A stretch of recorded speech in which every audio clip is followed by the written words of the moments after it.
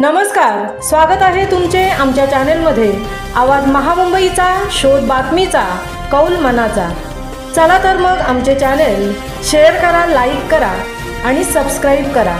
धन्यवाद। आई तुझ्या ग चरणी, लाखो भाविकांचे श्रद्धास्थान खरोशीची केळंबा माता। पेण तालुक्यातील मुंबई गोवा महामार्गावरील जिते नाक्यावरून पूर्वेस साधारणतः 2 किलोमीटर अंतरावर पक्क्या डांबरी रस्त्याने जोडले गेलेले खरोशी गाव, तसं बाळगंगा नदीच्या काठी वसलेलं, मुळातच निसर्गरम्य सानिध्य लाभलेल्या या डोंगरदऱ्यांच्या कुशीत या वसलेल्या खरोशी गावाच्या उत्तरेस डोंगर माथ्यावर आहे सर्वांच्या श्रद्धेची श्री केळंबा देवीचे मंदिर।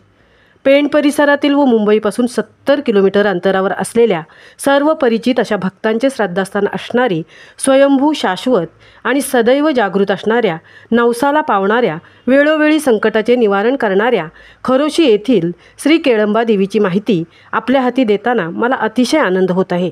फार वर्षापूर्वी इथल्या डोंगर माथ्यावर ऋषींचे वास्तव्य होते। बाळगंगा नदीच्या काठावरून या पवित्र ठिकाणी जाताना रस्त्याच्या बाजूला दुतर्फा पारिजातक, फणस, आंबा, चाफा यांचे असंख्य झाडे आहेत।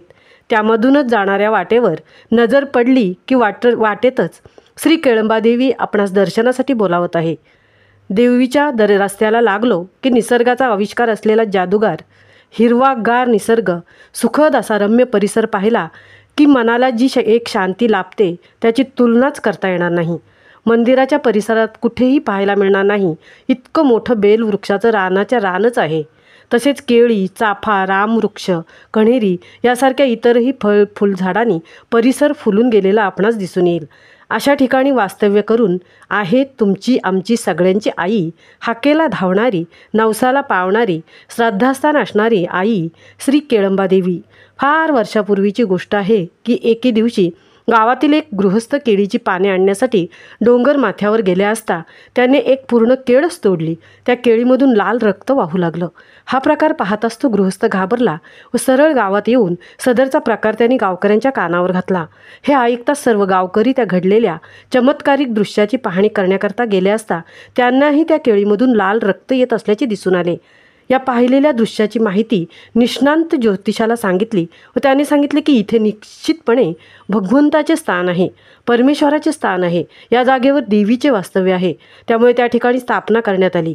केळीच्या झाडातून प्रकट झालेल्या या साक्षात व स्वयंभू देवीला केळंबा देवी हे नाव देण्यात आले। आज तागायत श्री केळंबा देवी जागृत असल्याची अनेक भक्तगणांना प्रचिती आली आहे।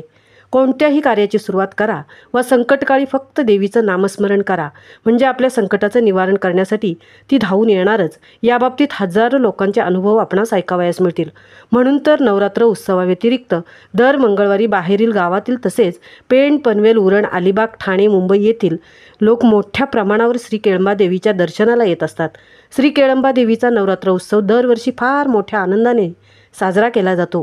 घटस्थापनेच्या दिवशी गावातून देवीची पालखी वाजत गाजत माऊलीच्या देवळात नेली जाते। नवरात्रीचे 9 दिवस गावातील तसेच गावाच्या बाहेरील भक्तगण श्री केळंबा देवीच्या भक्तिपोटी, प्रेमापोटी व नवसापोटी देवळात दिवसरात्र वास्तव्य करून राहतात। नवरात्रीच्या उत्सवात नवस फेडण्यासाठी दुर्शेत, जिते, बळवली, खारपाडा, गोविर्ले, आंबिवले, दादर, रावे, जोहे, कळवे, हमरापूर या पंचक्रोशीतील लोकांची खूपच रीघ लागलेली असते। देवीच्या वास्तवाचा संकटकालीन दर्शनाचा अनुभव कित्येक लोकांना आल्यामुळे प्रत्येक वर्षी व भक्तगणात खूपच वाढ झालेली दिसून येते। घटस्थापनेपासून 9व्या दिवशी श्री केळंबा देवीची पालखी देवळातून निघून टाळ मृदुंगाच्या तालात भजन म्हणत, गुलाल बुक्का उधळत, वाजत गाजत मिरवणुकीने पुन्हा गावात आणली जाते। अशा या जागृत स्वयंभू नवसाला पावणाऱ्या श्री केळंबा देवीचे मंदिर श्री छत्रपती शिवाजी महाराज यांच्या काळापासून म्हणून शेके 1607 मध्ये बांधले होते। आजपर्यंत 418 वर्षे या मंदिरात झाली।